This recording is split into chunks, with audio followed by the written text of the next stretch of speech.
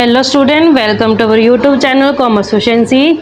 आज की क्लास से स्टार्ट करेंगे नया chapter recording of accounting transactions. इसे लास्ट क्लास में हमने कवर किया था, chapter double entry system complete हो चुका है। अगर अभी तक आपने लास्ट क्लासेस नहीं देखे ताकि आपकी स्टडी में कंसिस्टेंसी बनी रहे। अगर अभी तक आपने मेरे यूट्यूब चैनल कॉमर्स एफिशिएंसी को सब्सक्राइब नहीं किया, सब्सक्राइब कीजिए और बेल आइकन जरूर प्रेस कीजिए ताकि जब भी मैं न्यू वीडियोस अपलोड करूं सबसे पहले नोटिफिकेशन आपके पास जाए, आप वीडियोस को देखकर आपकी स्टडी बूस्ट अप हो। कवर करते रिकॉर्डिंग ऑफ अकाउंटिंग ट्रांजेक्शन, जिसमें हम accounting cycle, journal, ledger, trial balance and subdivision of journal को कवर करेंगे। तो अकाउंटिंग साइकिल क्या होता है? अकाउंटिंग साइकिल एक कंप्लीट सीक्वेंस होती है अकाउंटिंग प्रोसीजर की, जो हर साल रिपीट होती रहती है। क्या सीक्वेंस होती है? सबसे फर्स्ट स्टेप के अंदर आते हैं जर्नलाइजिंग करना। जर्नलाइजिंग का मतलब क्या होता है कि जितने भी बिजनेस के अंदर ट्रांजेक्शन्स हुई हैं उन सभी ट्रांजेक्शन्स को रिकॉर्ड करना जर्नल के अंदर। अगर बिजनेस का साइज स्मॉल होता है तो जर्नल इनफ रहती हैं। अगर बिजनेस का साइज लार्ज होता है तो फर्दर जर्नल को सब डिवाइड कर दिया था सब्सिडरी बुक्स में, जिसमें कैश बुक के अंदर जितनी भी कैश रिसिप्ट, कैश पेमेंट सब दिखाई जाती है। नेक्स्ट आती है परचेज बुक, जितनी भी उधार पे परचेज की जाती है, क्रेडिट परचेज की जाती है, वो सब परचेज बुक के अंदर दिखाई जाती है। नेक्स्ट आते हैं सेल्स बुक, जितनी भी क्रेडिट में सेल की जाती है वो सभी सेल्स बुक के अंदर आते हैं, क्योंकि अगर हम कैश में परचेज या फिर सेल करेंगे तो वो कैश बुक में चला जाएगा। तो जो क्रेडिट में परचेज की गई वो परचेज बुक में, जो क्रेडिट में सेल की गई वो सेल्स बुक में आती है।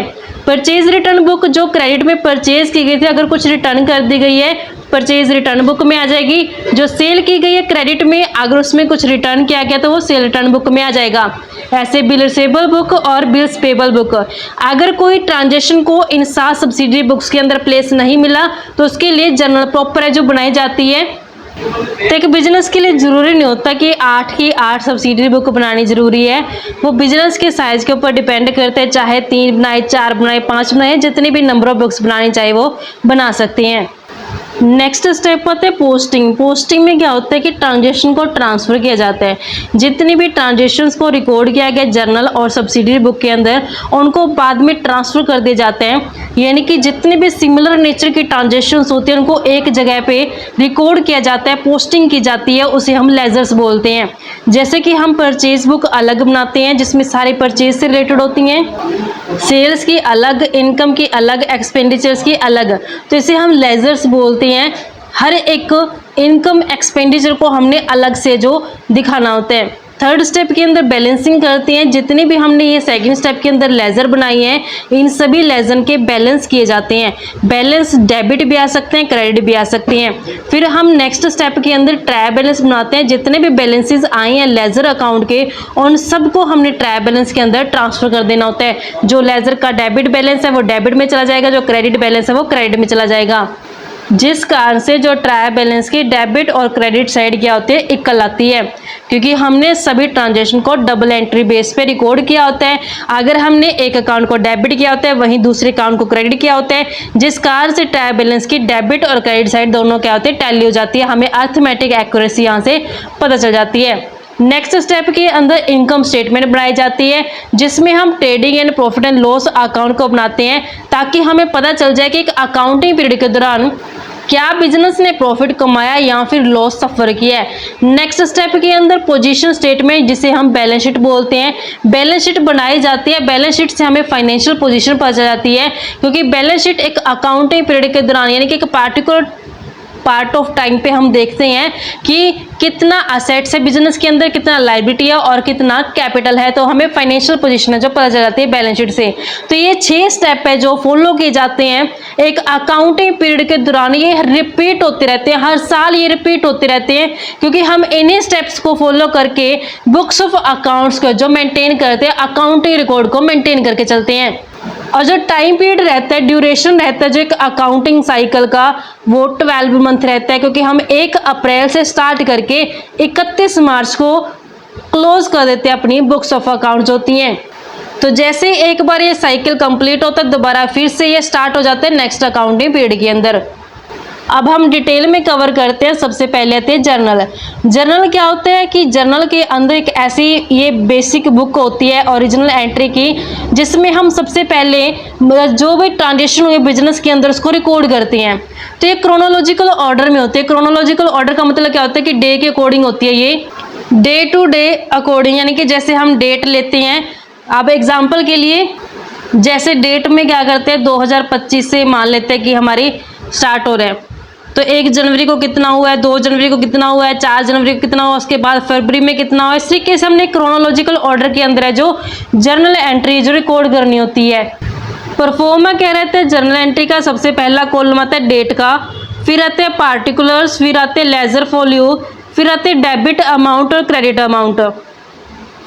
तो जो हमारे पास फर्स्ट कॉलम डेट का होता है, इसमें हम डेट दिखाते हैं किस डेट को ट्रांजेक्शन जो की गई है बिजनेस के अंदर। ईयर क्या है, मंथ क्या है, हमने एक ईयर को एक बार लिख लेना जब तक वो कंप्लीट नहीं होता। जैसे 2025 एक बार लिख लिया, वो जनवरी से लेकर के जब तक वो दिसंबर तक एंड नहीं होता तो 2025 हमने एक बार लिखा है। नेक्स्ट जो सीक्वेंस होती है ना डेट की और मंथ की, उसको हम स्ट्रिक्टली मेंटेन करते हैं। ऐसा नहीं है कि मैंने फरवरी को पहले लिख दिया फिर उसके बाद मैं जनवरी लिख रही हूँ, जुलाई को पहले लिख दिया फिर मैं उसके बाद जून लिख रही हूँ, नहीं ऐसे नहीं। प्रॉपर तरीके से मंथ को मेंटेन किया जाएगा। जिस डेट को जैसे 1 2 3 4 बिल्कुल क्रोनोलॉजिकल ऑर्डर में हमने डेट को और मंथ को मेंटेन करना होता है। नेक्स्ट कॉलम जो होता है पार्टिकुलर्स का, इसमें जो हर एक ट्रांजेक्शन्स होती है जो 2 अकाउंट के ऊपर अफेक्ट करती है, जिसमें हम एक अकाउंट को डेबिट करते हैं वहीं दूसरे अकाउंट को क्रेडिट करते हैं। तो जो नाम होते हैं ना अकाउंट का डेबिट, उसको हम DR लिखते हैं। जैसे एग्जाम्पल के लिए मैं समझाती हूँ आपको।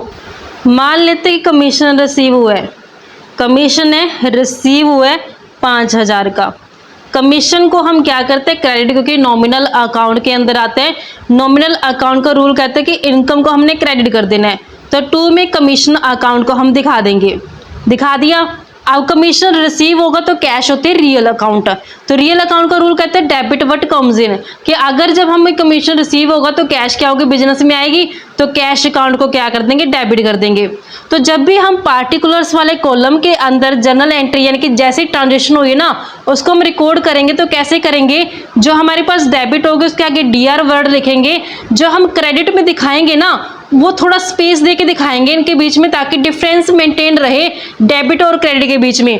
तो जो अमाउंट होते हैं जैसे यहाँ पे 5000 डेबिट में दिखा दिया और 5000 है जो क्रेडिट में दिखा दिया। इस तरीके से हम पार्टिकुलर वाले कॉलम के अंदर ट्रांजेक्शन्स को रिकॉर्ड करते हैं, जर्नल एंट्री पास करते हैं।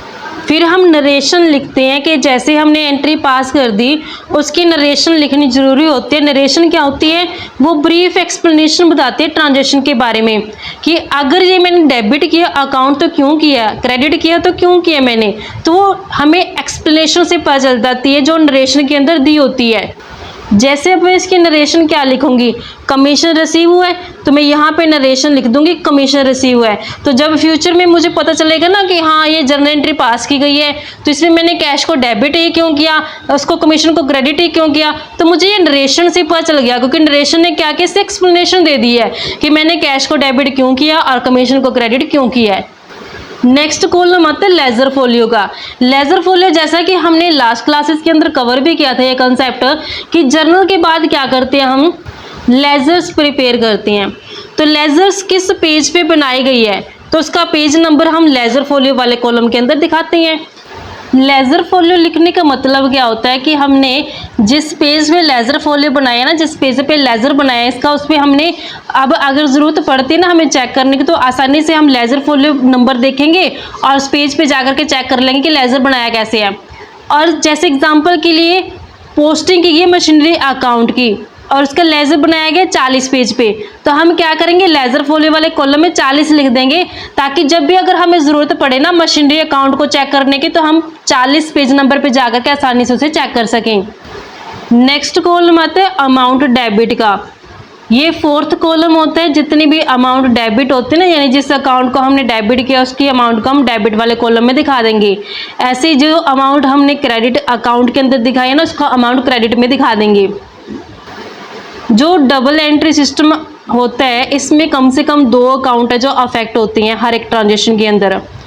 तो जर्नल एंट्री पास करने से पहले हमें ये एनालाइज करना ज़रूरी होता है कि जो ट्रांजैक्शन की गई है वो दो अकाउंट को कैसे अफेक्ट कर रही है, डिटरमाइन करेंगे, ताकि हम तभी तो डेबिट और क्रेडिट कर पाएंगे ना अकाउंट को, जब हमें रूल्स के बारे में नॉलेज होगी कि रूल्स क्या है जर्नलाइजिंग के।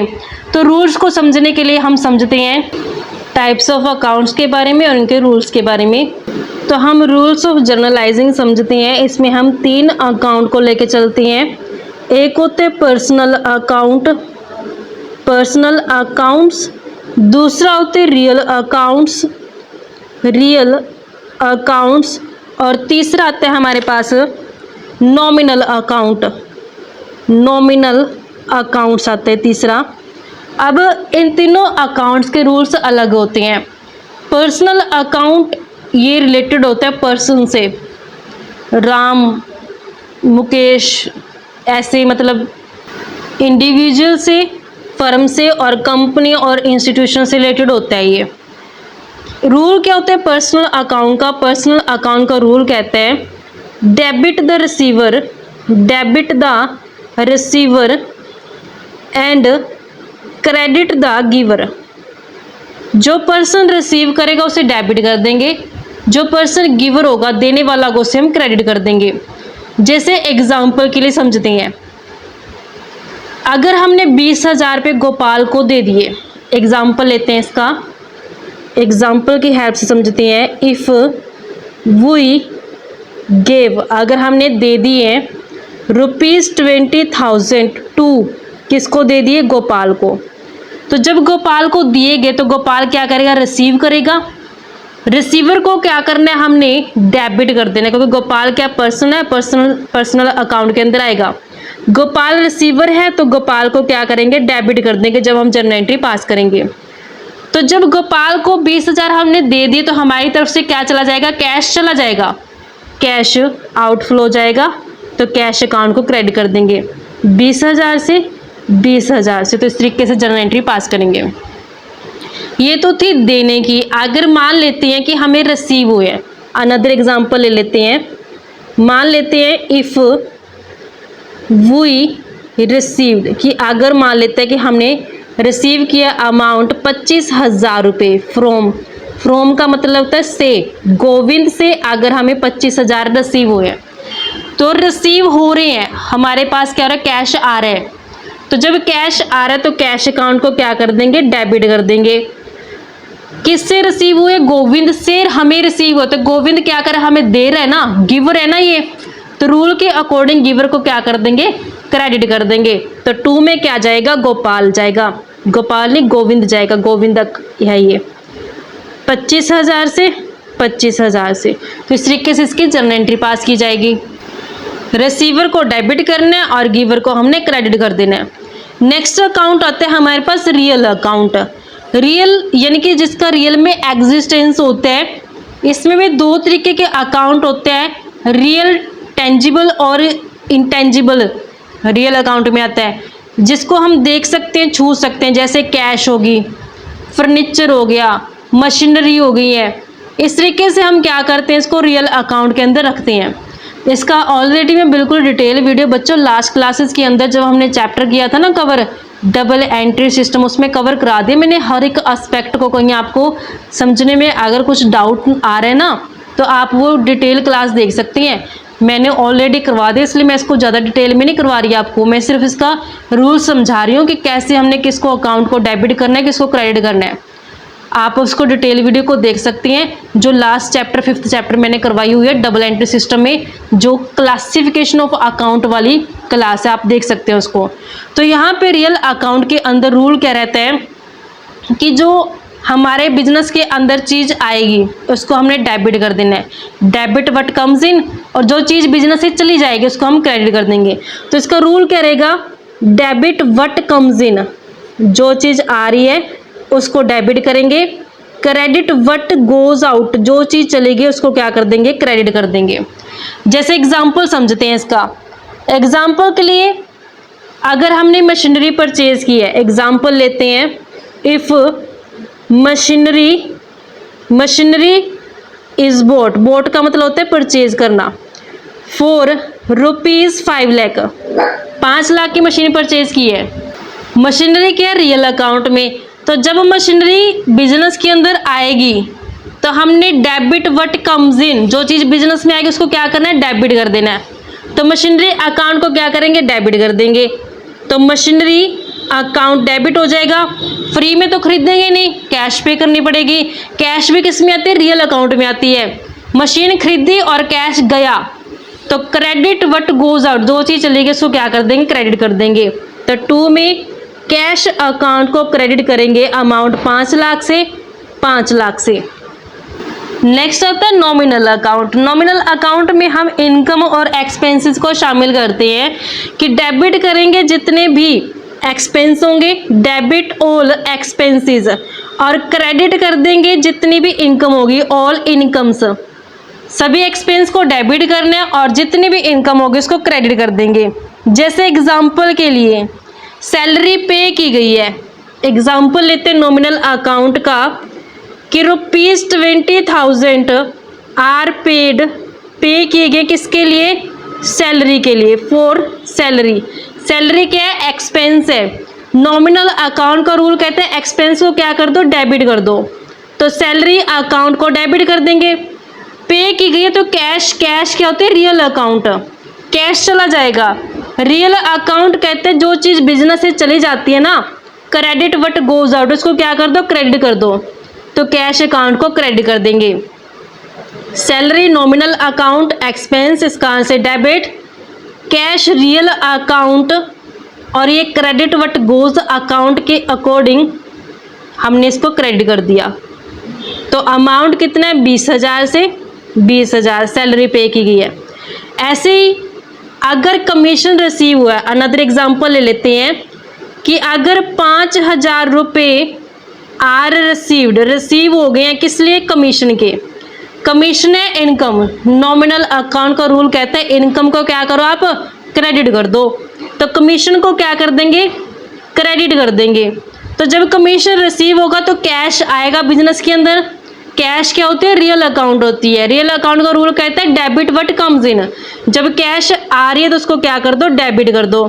तो जर्नल एंट्री पास कर देंगे, cash account debit, commission account के 5,000 5,000। तो इस तरीके से बच्चों ये हमारे पास रूल्स थे जर्नलाइजिंग के। आई होप आपको क्लियर हो गए हैं। नेक्स्ट क्लास में कवर करेंगे मीनिंग ऑफ गुड्स क्या होता है, उसकी डिटेल कवर करेंगे विद एग्जांपल। ऐसे ही रेगुलर क्लासेस के लिए आप मेरे यूट्यूब चैनल कॉमर्स एफिशिएंसी को सब्सक्राइब, लाइक और शेयर करें। बेल आइकन जरूर प्रेस करें ताकि जब भी मैं न्यू वीडियोस अपलोड करूं सबसे पहले नोटिफिकेशन आपके पास जाए, आप वीडियोस को देखें और आपकी स्टडी बूस्ट अप हो।